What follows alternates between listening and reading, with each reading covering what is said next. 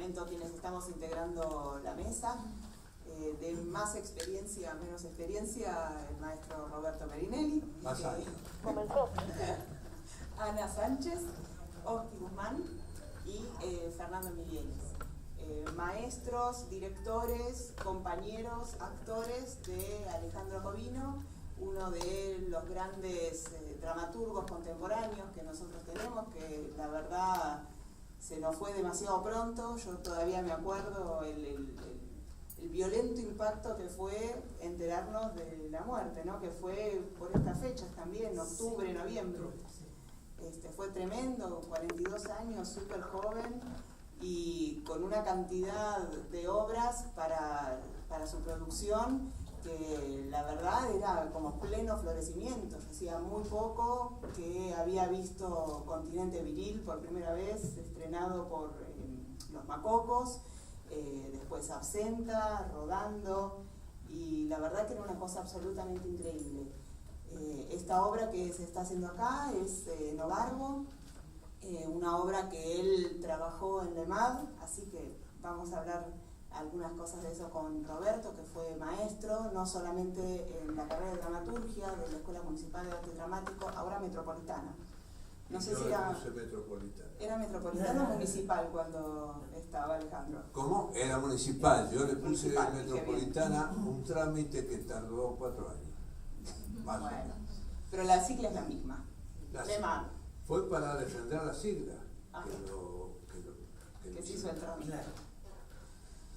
Así que la idea de hoy es juntarnos a hablar un poco de la dramaturgia de este gran teatrista argentino y para contar algunas cosas, no demasiadas para no hacer spoiler a los que todavía no la vieron, de Novargo, que se está haciendo en esta misma sala con casi esta misma escenografía. Sí, ¿no? Sí. Así que si querés arrancar, Roberto. Bueno, está bien. Bueno, yo a Alejandro lo conocí en la escuela, en aquel momento municipal de arte dramático, que él empezó a cursar la carrera de actuación. No solo que empezó a cursar, sino que la terminó. En aquel momento eran 3 años de cursada. Me llama mucho la atención, me estuve releyendo y leyendo cosas declaraciones de Alejandro que están en los libros editados. Me llamó mucho la atención la negación que hace él de su condición de actor. Él dice que es un espectador que escribe y dirige, no dice que es un actor que escribe y dirige. Yo seguí su carrera de actuación y creo que él tenía notable solvencia, un tipo muy particular de figura, que hubiera funcionado, si él hubiera tenido la intención, por supuesto, en algunos buenos roles del teatro argentino, por lo menos del teatro argentino. Incluso hizo un buen desempeño de un papel muy difícil, que es el de Pichone de Babilonia, que fue la obra de egreso del grupo que integraba a Alejandro. Yo tomé no sé si porque era un poco el más grande, no sé cuál es la razón, nunca se saben cuáles son las razones de este tipo de relaciones. Él se vinculó muy estrechamente conmigo, me empezaba a contar sus proyectos, pero admito que cuando estudiaba actuación no hablábamos de dramaturgia, aunque parezca mentira, hablábamos de ciencia, porque él venía de la química y yo venía de la física, y yo no había ido a ciencias exactas, pero él sí. Entonces él me contaba cosas de ciencias exactas muy extrañas, y yo le contaba cosas de ingeniería donde yo había hecho física y nada más que física. Y bueno, teníamos una especie de idioma común. Cuando él egresó, y además con muy buena evaluación, no solo mía, sino de sus profesores de actuación.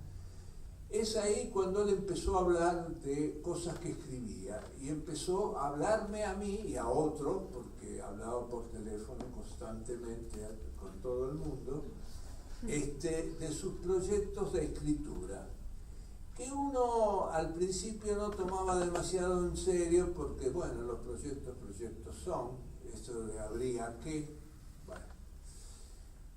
Pero él se anotó y ingresó al curso de dramaturgia de Maya.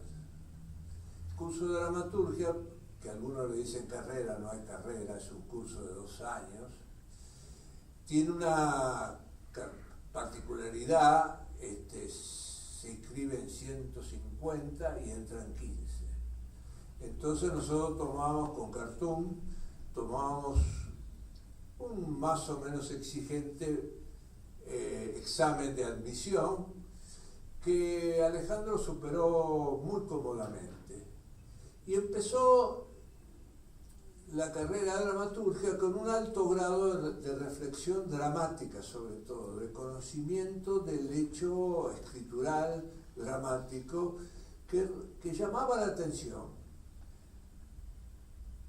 Me adelanto un poco porque, bueno, en el primer año la propuesta era escribir una obra que no tuviera demasiada extensión, que no tuviera demasiadas pretensiones, que contuviera algunos de los elementos teóricos que habían recibido en ese año.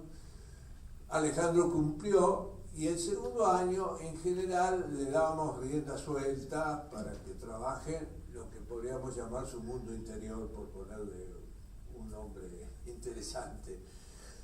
Y Alejandro trajo la gran idea de Continente Viril, que al principio parecía una ocurrencia, y la ocurrencia nos asustó a Cartoon y a mí, porque la ocurrencia es el cementerio del arte.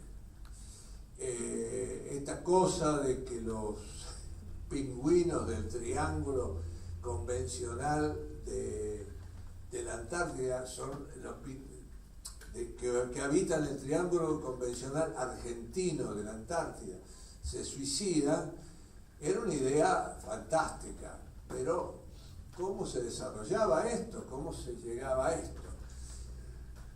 Empezó a trabajar el tema y creo que lo encontró, me parece, ahora sacudiendo un poco mi memoria, cuando encontró el alter ego, que es el científico, que de alguna manera es él. Y me acuerdo de las lecturas que venía haciendo y del material que prescindió, que yo no sé si eso, yo no revisé el otro libro, el de los fragmentos, yo no sé si está ahí, pero prescindió de mucho material porque realmente era un mundo que no se acababa nunca, ¿no? Y a partir de ahí empezó, yo fui uno de los tantos, donde él empezó a pergeñar proyectos y transmitirlos por teléfono. En momentos en que los teléfonos eran un problema y eran caros. Los teléfonos fijos, estoy hablando, los teléfonos fijos. Y él hablaba, y me llamaba a mi casa, atendía a mi esposa, con mi esposa hablaba 20 minutos de sus dolencias, y mi esposa lo calmaba, lo gratificaba, le decía bueno, bla, bla, bla, y después pasaba conmigo y me tiraba los proyectos. Y uno de los proyectos que me tiró, que yo al principio le dije, es un disparate esto, era en Ovarro. Yo le dije, no, ¿cómo vas a hacer semejante cosa? No, bueno. Bueno, me gustaría que alguien sume. Sí, siempre una de las, creo yo, de las características de las obras de Jacobino es ir por el lado políticamente incorrecto, ¿no? Y me parece que eso a veces me lo imagino yo, que tiene que ver con este imaginario del dramaturgo que no está pensando en dirigir él la obra, porque despliega un imaginario que si vos te tenés que poner a pensar cómo vas a llevar eso a la escena, te querés matar. Uno lee la obra en Obarbo y ven lo que hicieron acá y dicen, ¡fa! ¡Qué laburo de poder de síntesis con todo lo que está pidiendo Acovino en la obra! Porque te está pidiendo que reconstruyas Roma para poder hacer la obra, ¿no? Y me parece que en ese vínculo tuyo, Ana, con la Fronda y con las obras que laburaste de Acovino en la Fronda, me parece que hiciste ese mismo trabajo de síntesis, ¿no? Entre lo que pide él en su imaginario dramatúrgico y la realidad de poder hacer eso. Sí, a ver, me toca. Sí, es un poco cierto. También igual, bueno, yo dirigí Absenta, que en realidad el origen de Absenta fue hecho para nosotros. Digo nosotros porque estaba Fernando Migueles, que participó de ese proceso. Y la verdad que la condición fue que él escribiera en su casa y nosotros trabajábamos aparte, o sea, como que no conviviéramos, porque si no iba a ser como demasiado. No lo queríamos cerca todo el tiempo diciendo no. Entonces, era condición. Entonces él mandaba las escenas y, bueno, las iba mandando. Hubo como una idea original que motorizó, que sí salió de uno de los integrantes de la Fronda, que es Rodolfo de Marco, y de ahí él como se prendió fuego y la escribió muy rápido. Pero en esto de dirigir, es verdad, bueno, nada, la relación conmigo era como, sí, también telefónica y también complicada, porque yo soy mujer. Y entonces, bueno, no era fácil. No era fácil. Bueno, viste como le costaba, como que tener que coincidir conmigo o no, y bueno, sí, no sé si contar. Sos muy misógino. No me digas eso. No me digas eso. 5 minutos después, ring.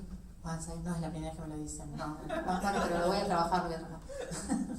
Pero bueno, a lo que iba es que igual él, por supuesto, después avanzados los ensayos, ya estábamos trabajando, creo, en el Abasto mismo donde estrenamos, vino a varios ensayos. Y a mí igual me sirvió un montón, porque por ahí nosotros, o yo digamos que era la que llevaba el asunto, tenía un imaginario de cosas que nada que ver, y que él las llevaba a tierra. Decía, no, estos son unos mediocres, son unos pobres tipos, o sea, como me acuerdo de la escena del ajenjo, digamos, en sí, para mí era como un viaje así o más oscuro, tipo, me acuerdo que miramos pinturas, no sé si era Caravaggio, nos metimos como en un mundo que nadie dijo, no, nada que ver, no les da la imaginación, no. O sea, como me tiraba abajo todo. Sí, era como, no. Y entonces, digo, si bien la condición era esta separación, hubo momentos claves donde vino bien, y al revés también, porque hubo una quinta escena que la cambió millones de veces y fue sobre nosotros haciendo, digamos, no funcionaba, no cerraba, era larga, nada, y bueno, fue como un ida y vuelta bastante provechoso, por decirlo. Y como directora me di el gusto de cambiarle el reparto. Eso fue lo mejor. Y que no se lo dije hasta el último momento porque no quería que escriba para los actores, quería que escriba. Él le imaginaba un reparto y bueno, se lo dimos vuelta. Y lo bien que hicimos. Le gustó, creo que le gustó. De hecho, trabajamos todos los actores haciendo todos los personajes en un principio, y entonces nutrimos a cada personaje del imaginario de cada actor sobre ese personaje. Hasta que, bueno, tomamos la decisión con Flor Sachi, que hizo la asistencia. Así fue. Y vos, Oski, fuiste compañero de Acovino en LEMAD, y también sufriste de sus teléfonos, ¿no es cierto? No, todo no, pero te digo por qué, porque yo no fui compañero, yo fui amigo de él, lo primero que fuimos amigos. Nos conocimos en el Rojas, en la época en la que el Rojas estaba lleno de punks en la puerta, había que levantar el pie y pasarlos a ellos y recién entrar. Y la primera fascinación que tuvimos mutua fue él hablándome de química, hablándome de los mitos griegos y de la alquimia, ¿no? De la del Esperanto, me habla del Esperanto, la lengua del futuro, Guzmán me decía. Mirá, y yo hablándole de mi familia, de las historias de Potosí, de mi vieja, y él se fascinaba. Y tuvimos una conversación mutua así, casi mitológica para nosotros, muy íntima. Estábamos comiendo una empanadita en el barcito de Rojas. Entonces, y después de esa fascinación, yo empecé a entrenarlo a él en improvisación. A él no le gustaba mucho improvisar, se sentía medio que no, lo sentía medio como una bajeza improvisar. después se fue retirando de la impro, dijo, no, esto no es para mí.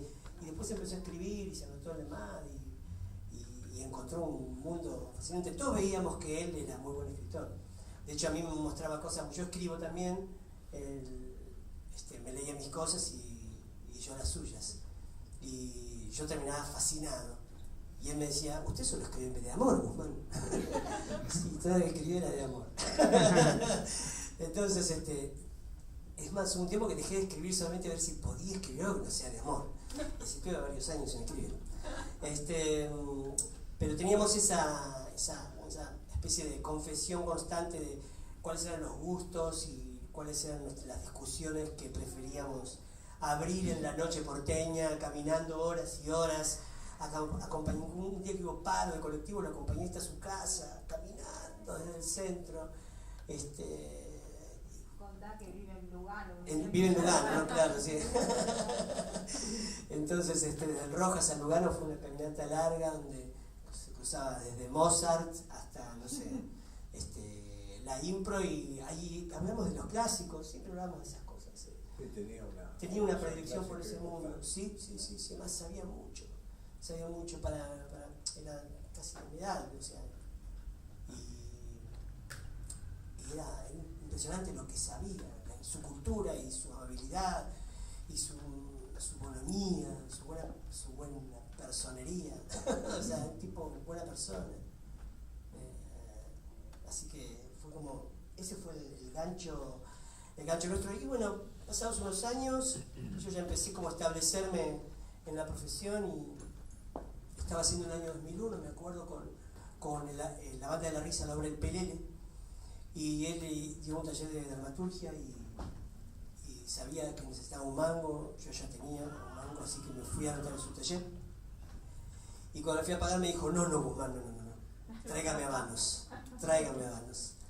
Dije, de ninguna manera, yo te doy la plata y comprate vos el habano. Y así en esa discusión tonta nos fuimos después de la clase a comer un superpancho en el Maxi Kiosco, que todavía está en Córdoba y Escalabrini Ortiz, y ahí me comentó de que estaba escribiendo El Habano. Y me dijo que, sí, claro, mi amor, fue ahí, en mi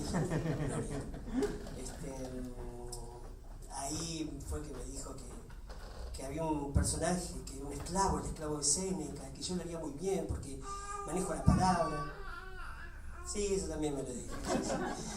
Era muy gracioso. Y bueno, me habló de este personaje que hoy estoy haciendo. O sea que, de alguna manera, que Jacobino te hablara de mitos y te hablara de mitología y te hablara de trascender. Había un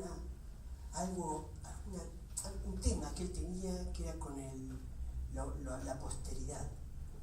Siempre había un tema con el que me recuerdo, incluso estando en Naveporco. ¿Te acuerdas de Naveporco? Sí, claro. ¿Cómo no vas a acordar de Naveporco? Me acuerdo un día discutimos largas horas sobre los números que acabábamos de ver, eran todos números de clown, y decía, ¿qué queda? ¿Qué les queda? ¿Qué queda de todo esto? ¿Qué importa? ¿Qué quede? Entonces, terminamos concluyendo que lo importante era elegir bien el material, para que quede algo para vos y le quede algo para el público. Elegir qué material hacer. Y al fin de semana siguiente yo hice el monólogo de Cyrano de Bergerac, de la nariz. Le hice en Naveporco. Y terminamos los dos recontentos. Una celebración íntima que no le importaba a nadie, pero era para nosotros muy importante asegurarnos de que era un material que a nosotros nos gustaba. Esa es mi relación, una relación apasionada, y además yo no tenía un mango, estaba en este mundo del teatro metido todo el tiempo, era lo único que tenía en la vida. Y Jacobino era lo único que hacía por eso todos hablan de los llamados, ¿no? Porque uno dice, tenés tanto tiempo como para llamar a todo el mundo y estar 2 horas hablando cada uno de arte. Porque era arte, era el arte y la relación del arte con tu vida, ¿viste? Y te ponía siempre en jaque y te hacía entrar en discusiones absurdas, tontas, pero es lo maravilloso del arte, ¿no? Mientras más inútil, mejor. Y aparte como un continuo, como que quizá en el medio, por ahí supongo había hecho otras cosas, pero la conversación seguía, o sea, seguía con el tiempo, con los días, con el teléfono, no importa, o sea, ¿no? Sí. Volvía como Volvía, ayer, sí. Retomaba el mismo punto. retomaba el mismo punto que había dejado. Sí. Y vos, Fernando, no solamente lo conociste, sino que sos el único de la mesa que hizo 2 obras. Y 2 obras que son realmente muy distintas, que si te las pones a ver encontrás algunos puntos en común, pero la verdad que un taller artístico, literario mediocre y una obra que, bueno, está bien, sobre un político que quiere ser artista y que termina con ese Oreste ciego desopilante que hace, que es realmente extraordinario, pero que es otro imaginario, otra forma de hablar, otros textos, otra dinámica. ¿Qué es hacer Jacobino cuando en realidad parece que no sabes con qué te vas a encontrar? Porque, ¿no? Cuando uno lee las obras también, cada una es una sorpresa. Es como si hubiese muchos jacobinos en el mismo Jacobino. Esa es la sensación. Sí, yo participo en el Novaro, participé en Absenta y después en un proceso muy chiquitito que fue Dini Werner, también, que es un proyecto que ahí es un proyecto que él cuando lo originó me lo propuso y yo no pude hacerlo, y después se hizo con un pianista que no era actor y después con la actriz que lo hizo. Lo retomamos, intentamos como reconstruir que hubiese querido hacer él, porque ahí él dirigía, lo había dirigido ese espectáculo. Bueno, yo, para aportar distinto desde mi lugar, yo a Jacobino lo conozco primero por transitar lugares comunes en la EMAD y mismas amistades y mismos circuitos en el 96, 97, 98, por ahí. Y después, previo a hacerme más amigo de él, que es con todo el proceso de Absenta, anteriormente a ese, tuvimos un contacto más místico que es por el budismo. Nosotros él empezó a venir a reuniones de budismo, yo soy budista y él también practicó un tiempo el budismo, y en el 2006, 2005, por ahí, había una reunión que se hacían en mi casa y él venía durante bastante tiempo seguido. Entonces teníamos charlas que tenían que ver con el arte, pero también con un costado místico, o con una cuestión de esto de la relación a esto que dice Oski de trascender. Y después también, bueno, las charlas telefónicas, cuando ella se enteró que yo hacía el personaje del acto en Absenta, que un poco lo representa, para mí es el alter ego de él en la obra.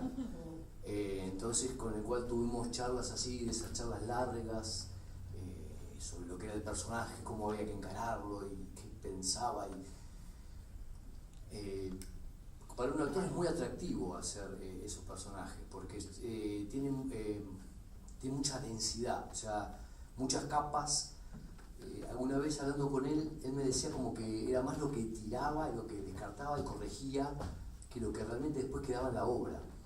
Entonces yo, sin saber tanto de dramaturgia, intuyo que de ahí debe venir algo de esa densidad y tanto mundo por haber escrito y reescrito la misma escena. Digamos, con Absenta cuando estaba con esa famosa quinta escena, me llamaba y decía, no, porque esto no puede pasar, no puede ser, y hablaba, y claro, y al otro día cortaba y retomaba del mismo lugar la escena, y no, pero mirá, porque vos pensás que vos venís con otro, y lo volvía y lo agotaba, y seguía trabajando, y eran horas y horas y horas. Y claro, eso tenía un resultado después. Para mí, después eso se ve reflejado en las obras, porque es mucho mundo, mucho material. Como actor es muy atractivo, ¿no? Después, habitar esos mundos. Y después, lo otro que se me ocurre por ahí aportar son las charlas que teníamos cuando ya después de haber hecho Absenta, cuando él venía a casa a comer, que es algo que siempre me decía que a él le encantaba. Venir a comer y hablar de teatro, ¿no? particularmente recuerdo una que yo salía de un ensayo de otra obra y me la encontré en la calle, tarde, como a las 11 de la noche, 11:30. Estaba ahí como parado en la calle Rivadavia y Medrano, cerca de las Violetas.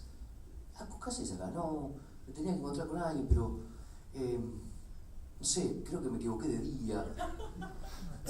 Bueno, ¿y ahora qué estás esperando acá?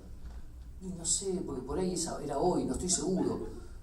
Digo, bueno, pero ¿qué haces? Bueno, no sé, bueno, ya me vuelvo. No, bueno, ¿qué querés? ¿Y vos dónde vas? Me voy a mi casa. ¿Y puedo ir con vos? Vos sí, vení, vamos.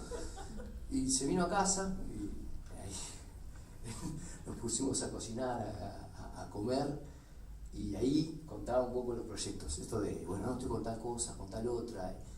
Y encadenaba un tema con el otro, ¿no? O sea, empezaba a hablar del mundo, de, no sé, de lo que era el taller literario, y de eso lo enganchaba con otra ocurrencia de otra obra, y después con otra de otra obra, y después con otra obra, y después lo enganchaba con...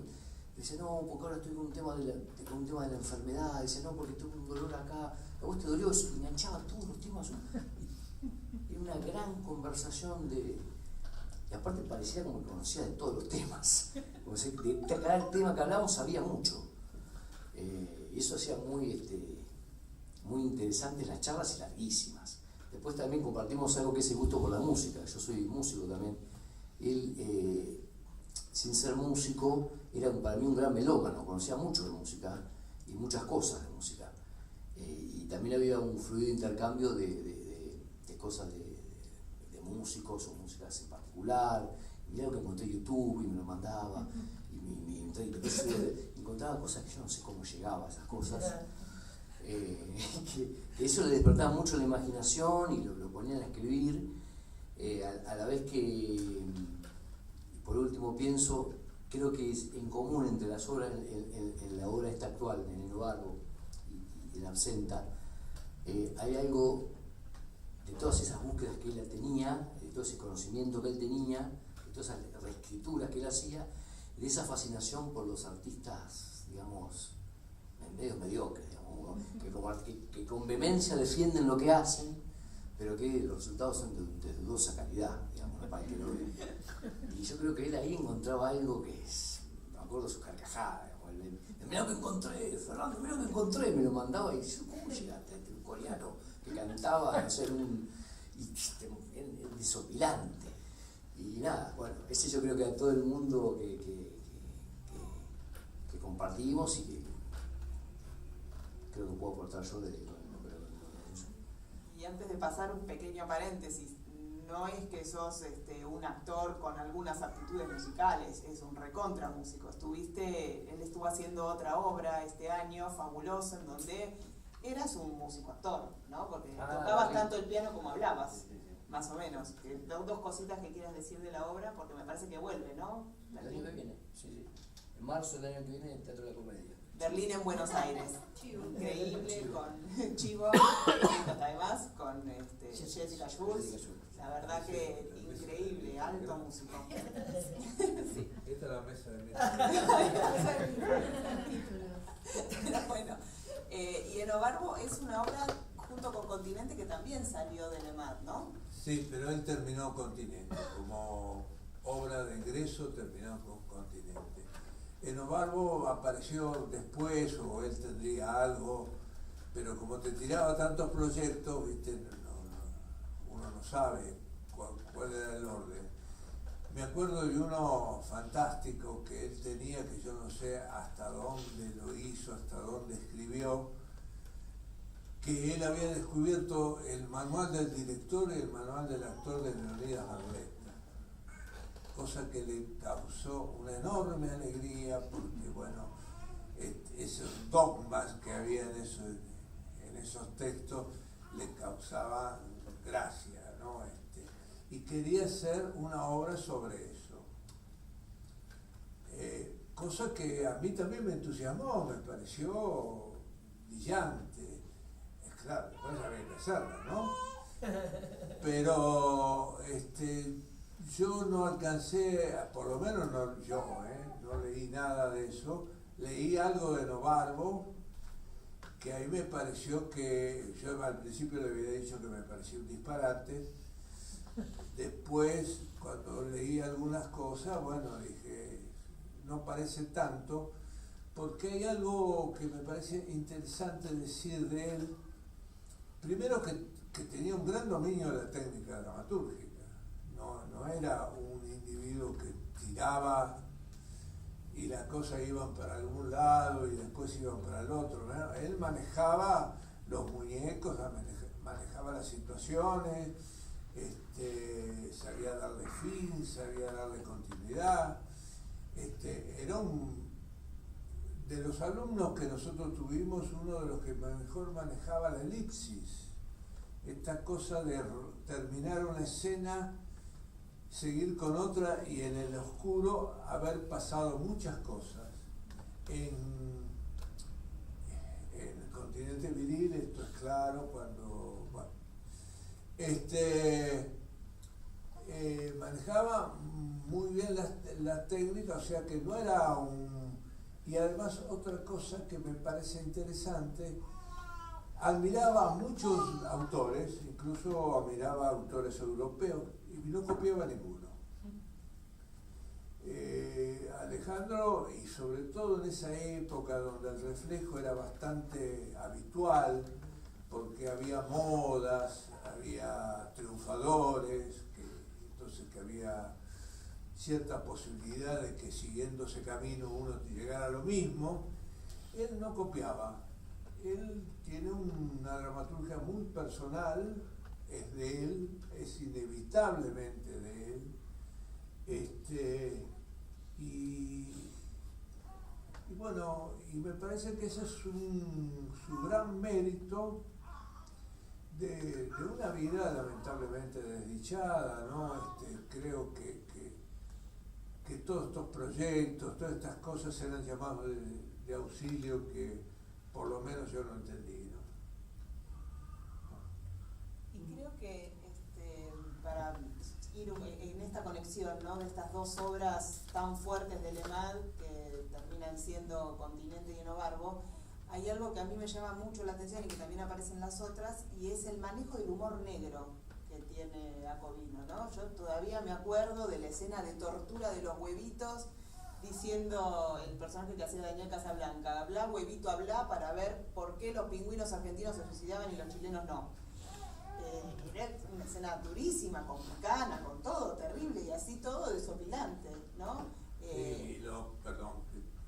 Los chocolates de la guerra de las Malvinas que se le dan a los australianos para que los australianos le den whisky, eso, que además le tienen, cuando descubren la cartita adentro de un chocolate, la cartita que le manda a alguien, a un soldado argentino, eso es terrible. Es terrible, sí. Pero así todo, es como un humor que se te queda congelado, pero no puedes evitar reírte, ¿no? Me parece que Enobarbo tiene muchas de esas cosas también. ¿Cómo el matricidio puede ser cómico? Y bueno, es cómico el matricidio, ¿qué crees que te diga? Sí. No Es cómico que Séneca, en el momento en que eso sucedió en la vida real, haya salido a justificar el matricidio. Eso es cómico. Y Séneca es Séneca. Y sin embargo él, como era el maestro de Nerón, salió a escribir, está bien, porque es un acto de buen gobierno, y lo justificó en la época. Eso es cómico. Eso es lo lindo que veas siempre. El lado berreta. Séneca, sos un berreta. Séneca, estabas en el exilio, volviste a Palacio y te acomodaste a comer faisán. Eso es lo que ve Aco, que lo vieron también sus contemporáneos. Tácito lo acusaba a Séneca de ser un acomodaticio, porque las 10 tragedias que escribe Séneca las escribe mientras es maestro de Nerón, o sea que las escribe a gusto de Nerón, para que Nerón actúe.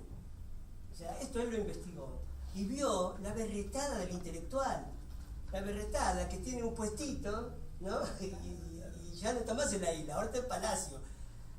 Lo primero que hicimos a Burrus le pasa lo mismo, el jefe del ejército. Burrus en la vida real fue exiliado al desierto como castigo. En esa época un emperador te castigaba porque sí, y el exilio era peor que matarse, peor que la muerte.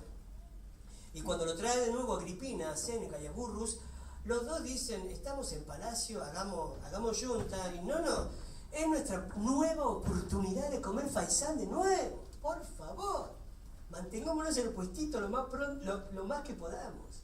Y eso es lo que muestra. Córcega, que ahora es un paraíso turístico, pero en el año cero no creo. No creo. Pero era eso que vos decías, Fernando, de personajes berretas, de personajes mediocres. ¿Dónde está la berreta? ¿Y dónde está, como en Nerón, lo noble de la berretada? Claro, porque algo de berreta, pero que se defiende con vehemencia. Que lo está haciendo, cree en eso. Yo porque lo veía esos videos que mandaba esos personajes que encontraba en internet, que era, no sé, puede ser un tipo recitando poesía, pero que era insostenible. Y que Mario, o sea, ¿qué quiere hacer con esto este hombre? Y él se reía, se le brillaban los ojos, decía, miralo. Le encantaba eso. Y bueno, que parte un poco de los personajes de Absenta, son los que defienden su poesía, que además se cree que es un genio. Bueno, pero había algo ahí, una atracción, una fascinación con eso. ¿Y qué pasó con el proyecto de esta obra? ¿Cómo fue? ¿Fue siempre para esta sala? Porque vemos que también hay un despliegue escenográfico que es tremendo, este piso, que yo la verdad que la primera vez que lo vi pensé que era una alfombra y resulta que es un repiso. O esa pelota enorme que recién contaba Fernando, que la tuvieron que armar acá porque no pasaba por la puerta. Sí. Tiene la verdad que un despliegue enorme, pero a la vez, si uno lee la obra, Acovino está pidiendo más todavía, está pidiendo columnas y palacios y más personajes. Sí, la obra la presentamos para la sala grande. La fuimos presentando durante 3 años seguidos, a San Martín, acá. Sabíamos que en algún momento se iba a dar, y ya estábamos a punto de encarar un proyecto pasaba independiente porque no pasaba nada. Y bueno, estábamos en España dirigiendo con Leti y nos escriben del teatro que querían hacer en Novarno, pero en la sala chica.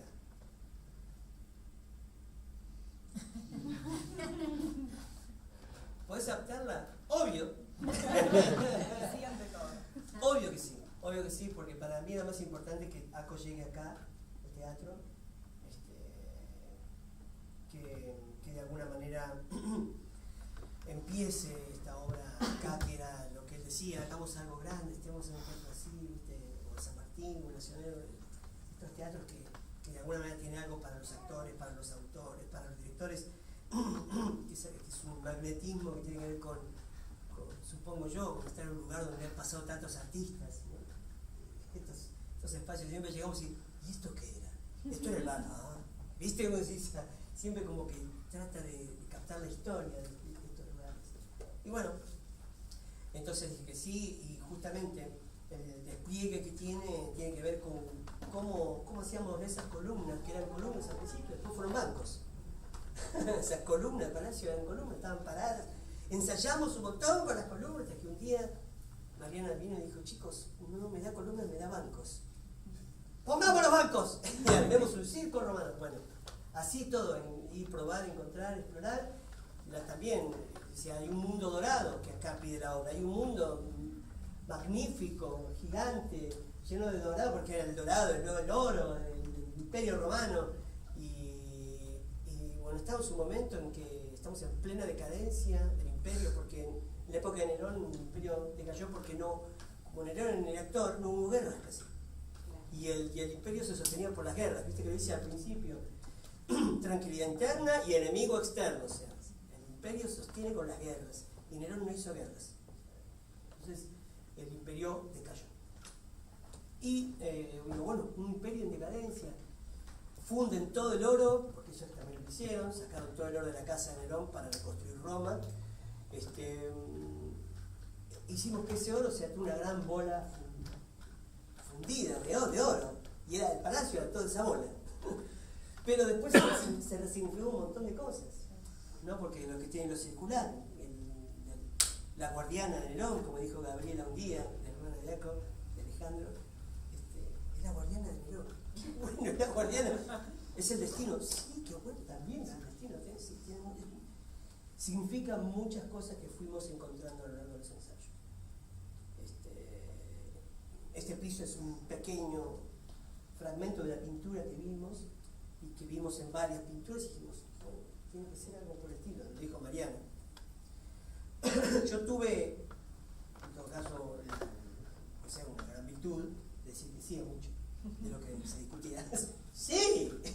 ¡Sí, eso! ¡Sí! ¡Sí! Y no a otra cosa también, ¿no? Pero decir sí a lo correcto ya es mucho. ¿Yo puedo decir algo? Y respetaste el texto.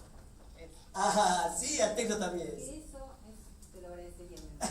Sí. Es que estoy seguro porque el tema del texto para él era muy importante, ¿no? El tema del actor, el texto, cómo las palabras. La palabra, cómo defiende las palabras. Cada una. Y entonces era como un juego para mí. Esto lo podemos reescribir. No, vamos a eso. Intentémoslo, digamos, palabra por palabra. Y era jugar. Jugando, llegamos a un lugar.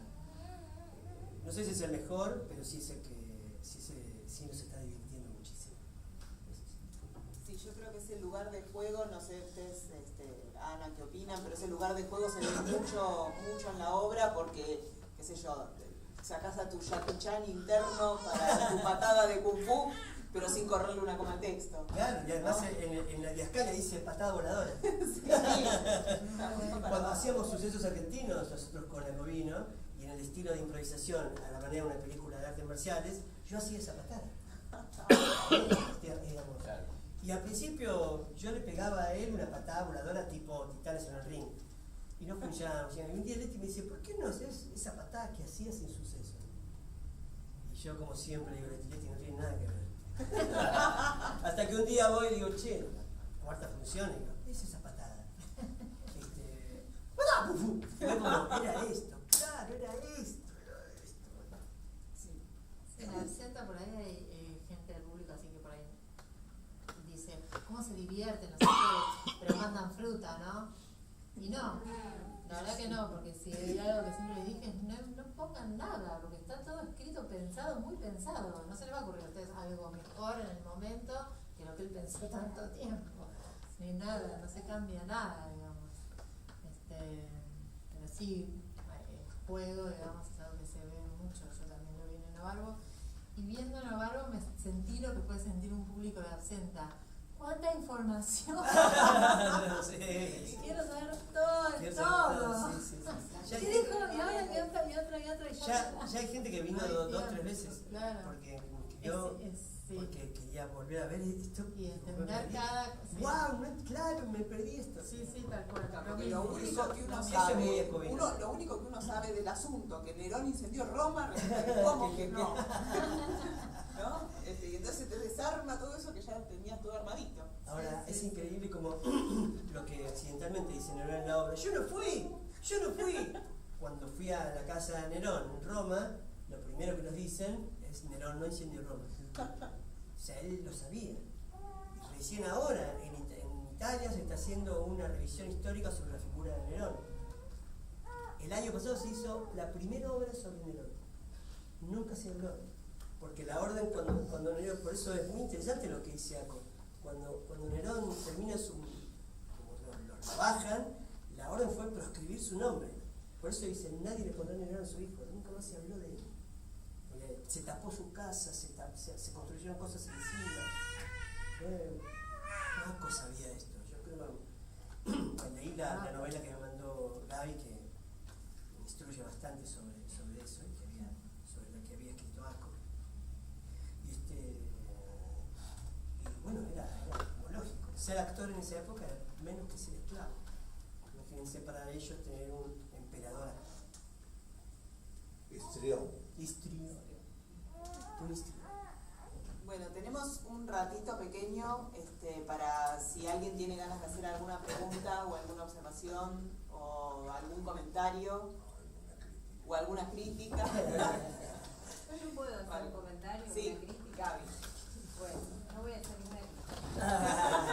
Voy a hacer un comentario. Bueno, yo ya estuve muchas veces en contacto con los elencos, con Absenta, para la presentación de los libros y demás. Digamos como que el tema del interés de mi hermano por el mundo de lo romano, yo lo voy a contar como hermana. Él era un gran, ¿cómo podés decir?, investigador del mundo antiguo, le encantaba, le fascinaba, desde chico leía esas cosas y bueno, medio como que a mí me instruía también sobre eso. Y una vez me dijo que a él le hubiese gustado vivir en esa época, por supuesto no ser esclavo, y él me contaba sobre las costumbres y todo, y realmente yo siempre me consideré normal en algún aspecto, y era como estar con un erudito, realmente de 12 años. Y yo de 10, ¿no? Y él contándome todo eso. Yo creo que todo eso fue como el caldo de cultivo para esa obra, porque ¿por qué iba a escribir de esa manera? Y a mí se me ocurrió pensar que a él lo que le fascinaba a él es ¿qué puede hacer una persona con todo el poder del mundo si sos emperador de Roma y sos artista? Entonces voy a hacer lo que quiero. Y eso realmente, una vez él me lo planteó, si vos tuvieras toda la plata del mundo, ¿vos qué harías? Y yo me acuerdo que me quedé pensando y lo miré y le digo, no sé realmente qué haría. Y él me dijo, yo pondría un teatro. Y yo creo que esto tiene que ver, ¿no? Yo creo que ahí, en algún punto y con tanta distancia, eso le fascinó de Nerón. Claro. No la locura, no, sinceramente, si vos tenés todo el poder del mundo, ¿qué harías? Voy a hacer lo que yo quiera. Creo que ese desparpajo, ¿no?, que está tan bordeando la locura y todo lo demás fue lo que le atrajo y empezó a escribir sobre ahí. Igualmente, yo que estoy haciendo el trabajo de rastreo de todos los textos, veo la primera versión de él, realmente muy graciosa, en la primera versión de Novarro, que está escribiendo con Séneca en el exilio, que le está dictando cartas a Atticus, y bueno, y es para matarse de risa, porque él empezó por ahí, y a divertirse con eso y después encontró la vuelta a la cosa, no sé, realmente. Pero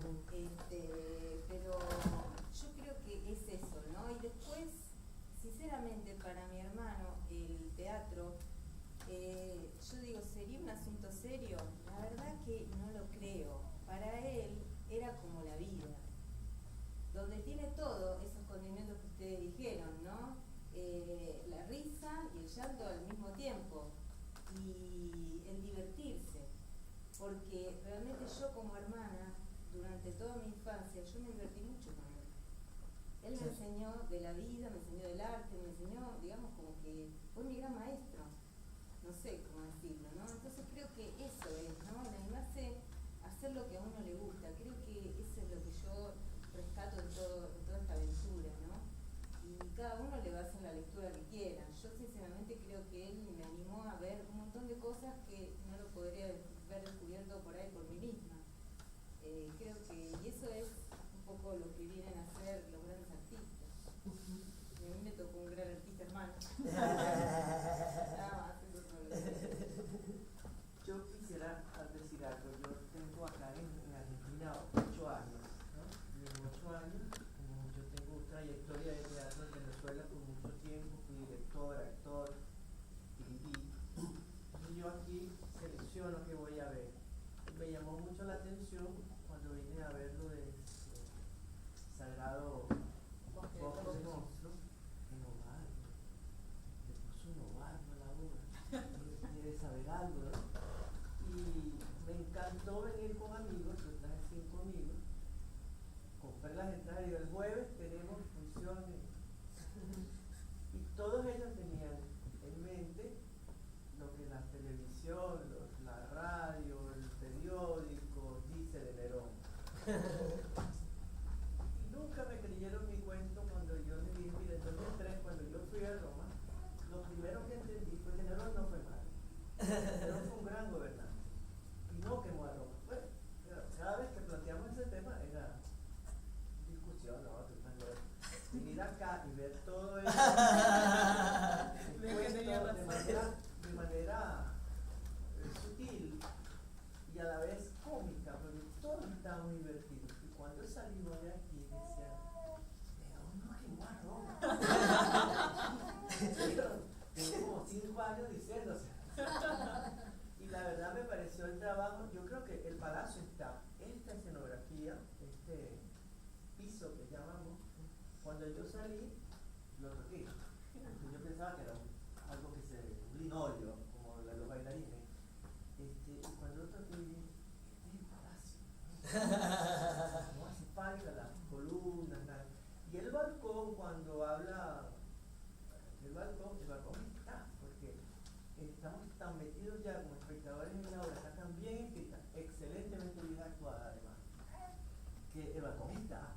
Nosotros vemos el balcón y me llamó mucho la atención que el texto de Acovino les sirviera a ustedes para tener un contacto también con lo que nosotros vivimos ahora.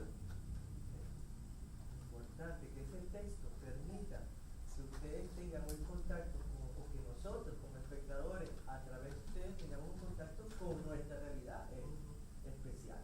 Para mí fue quizá un gran descubrimiento Acovino, y el domingo fue a ver el Hamlet, el sábado fue a ver Hamlet, y ahí está la CCC, el Centro de la Cooperación, y me comprendí.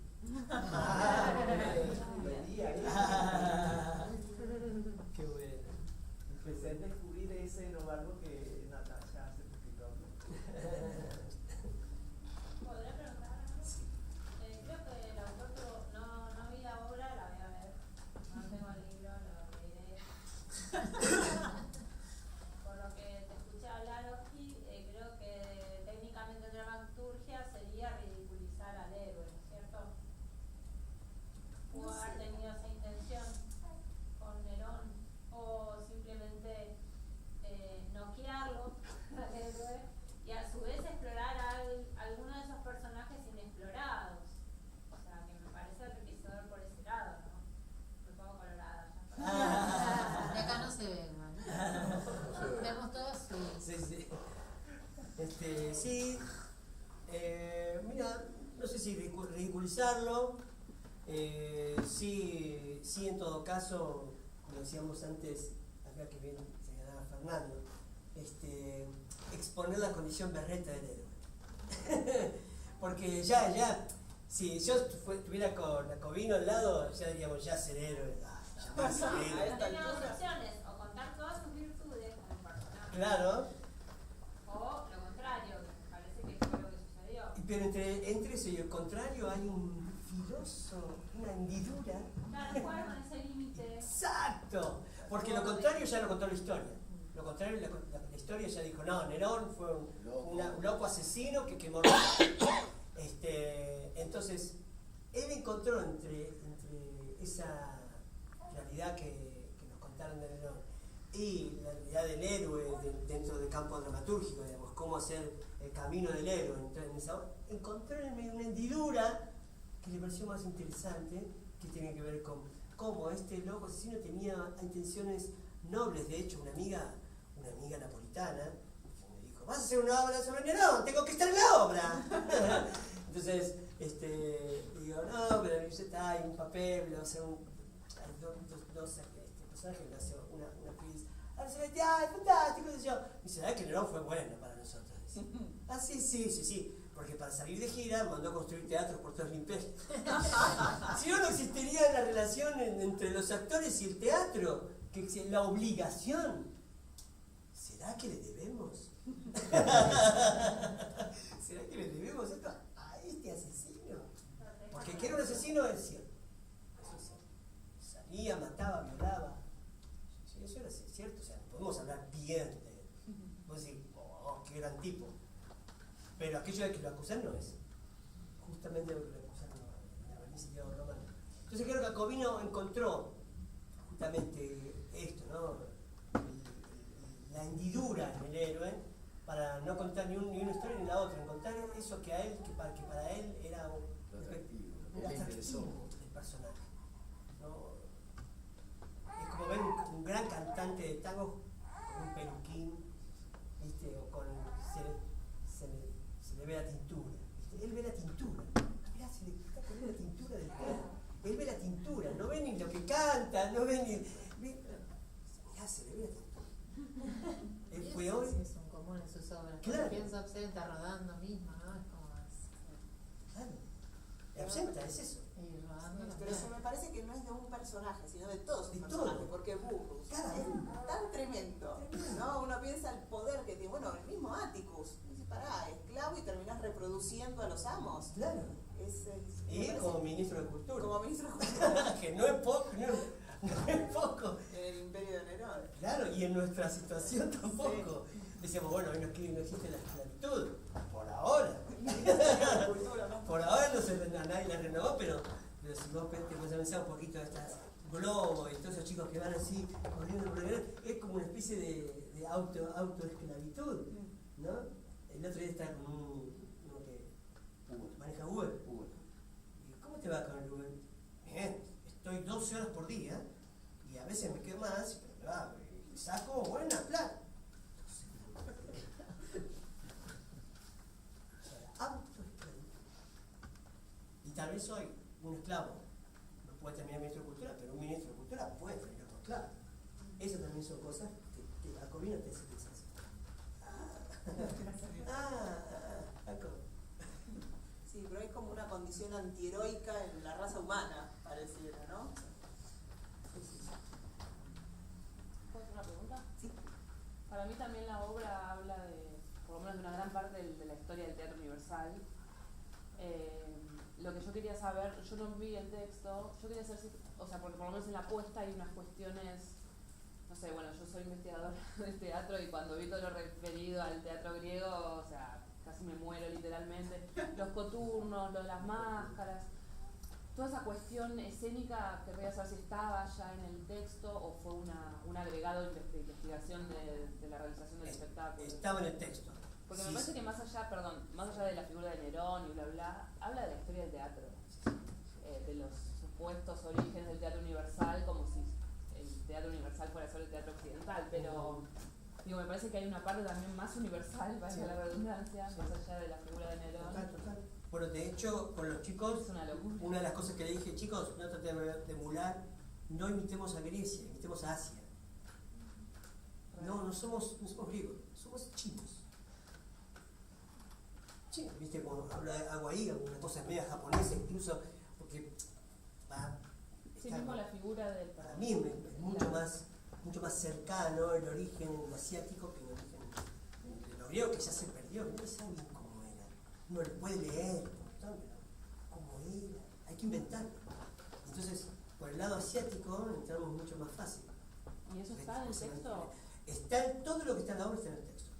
Todo. O sea, direcciones relacionadas a la escenografía. Sí. No. La bola no. No, y bueno, las la bola ahí máscaras como- investigó mucho. Claro, sí. Gabriela Fernández, porque no hay tanto. Dicen con máscaras, pero no. Ese fue un trabajo de investigación, no qué tipo de máscara. O sea, vos pones en Google máscaras de Orestes y no te aparece nada. Es que no hay ninguna original. Nada. Buscó mucho. Es que no hay mucho, originales de mucho. esa época, eso es lo que... Claro. No, entonces se nota que hay una era- investigación Sí. escenográfica Sí. escénica, eso se renota. Sí. Incluso para la escena, para algunas escenas, la vestuarista llegó hasta los carnavales que hoy se mantienen vivos como eran antes, pero en la antigüedad, y que hoy se mantienen, donde la gente se tira pintura, pero que suceden hoy por hoy en toda esa zona de Grecia. O sea, fue como buscar qué pasa hoy, porque también era nuestro objetivo era hacer una obra contemporánea que hable sobre el mundo clásico, no una obra clásica. Bueno, porque ACO era eso, es nuestro de hoy. Entonces, en ese tira aflojes que investigamos para traerlo a lo que nosotros, a nuestra lectura del mundo antiguo, que no va a dejar de ser nuestra lectura del mundo antiguo, porque el mundo antiguo está enterrado. Ni los libros lo rescatan. Por lo menos lo que dicen que pasaba. Mirá cómo se ríe Aco, que me acuerdo en la revista La Maga, Alcón, hablando una vez, te hablaba una revista sobre teatro y cultura que había en los 90, y Alcón decía, no, porque en el teatro griego las mujeres parían cuando venía la catarsis, llegaban a parir en el teatro. Y Jacobino me hace decir en una escena, una mujer se fingió a punto de parir para salir de la función. O sea, te explota la cabeza. Si conoces un poco del mundo te explota. No, la literal cabeza. te explota, sí. A mí me explotó total. Y el que no conoce mucho de este mundo se muere de la risa. ¿Qué es esto? Claro, todo es tan gracioso, o sea, Yo no creo que sea una parodia del héroe, yo creo que es tan real o tan berreta que por eso es gracioso o desmitificador. Sí. Para mí no hay una parodia. No. O sí, pero... Sí hay parodias, pero más a un mundo contemporáneo. Cuando están en el balcón Nerón con Popea festejando, hacen el bailecito de Mauricio. Sí.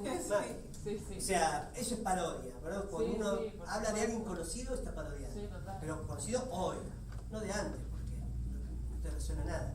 También hay farsa, también hay sátira política, también digamos, utilizamos varios subgéneros de la comedia, hoy subgéneros que en su momento eran el género, subgéneros de la comedia para contar las diferentes escenas. Como la Medea es una escena de comedia pura. Y está escrita así, o sea, tú lees y dices, no se puede hacer de otra manera. Está escrita fantásticamente bien. O sea, no puede cerrar con esto, es maravilloso.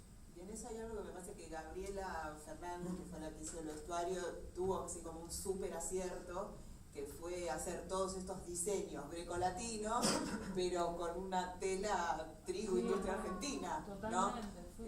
Donde hay como una aspiración, sobre todo en el vestuario de Popea, la vio Leticia porque es ella, en el vestuario de Popea y de Agripina, con todos esos oros falsos que le hacen ruidito y que va, y atrás la berretada del sello de te lo sacaste de un saco de trigo que te encontraste, ¿no? Sí,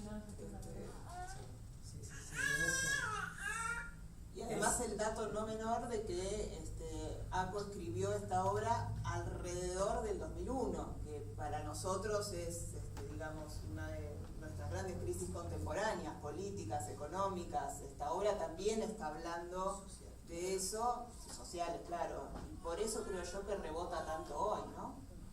Sí. Que se vayan todos, los cristianos, esa cosa del pueblo, la revuelta.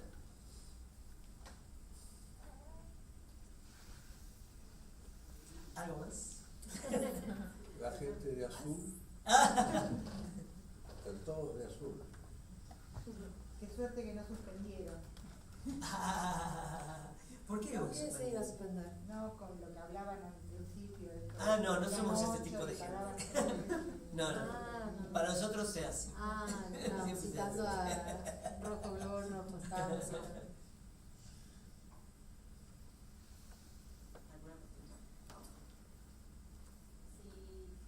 se puede definir su género de alguna manera.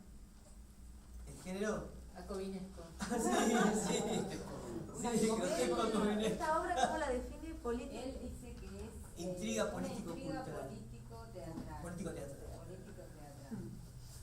Él lo define así. Intriga político-teatral. Claro. Es divertida. No hay un género. Sí, ¿se puede decir que hay un género? Sí, No sé, rodando la por ahí. especialista, por favor. La ausencia Es una tragedia griega, claramente. Ah.